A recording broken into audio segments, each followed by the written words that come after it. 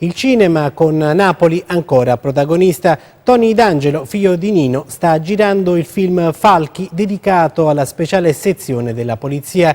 Tra le curiosità, Pippo Del Bono veste i panni del questore Marino. Vediamo come vanno le riprese con Cecilia Donadio. Confuso tra la folla del backstage del film Falchi c'è anche Nino D'Angelo, dietro la macchina da presa Tony, suo figlio. Ti sei confrontato con lui su questo film parlando forse anche di una certa cinematografia che lui ha fatto? Sicuramente c'è stato un confronto importante su quel cinema di cui lui è stato protagonista, facendo film completamente diversi, però frequentando quel tipo di cultura popolare, musicale, artistica, no? Che poi è stato un po' per questo film, ecco, il riferimento primo.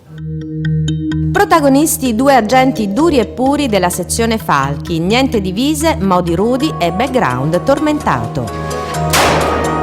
Il film in realtà non parla dei falchi, non parla dei poliziotti, non parla di una categoria, ma parla di una evoluzione umana di due ragazzi fondamentalmente, ragazzi un po' attempati, che fanno questo lavoro specifico e che ha la caratteristica di mettere sempre in confronto con delle situazioni un po' al limite. Fortunato Cerlino, il boss savastano di Gomorra, passa dalla parte dei buoni e cesella un falco in chiaroscuro. Nel cast Michele Riondino, giovane Montalbano, Stefania Sandrelli e nei panni del questore Pippo Del Bono.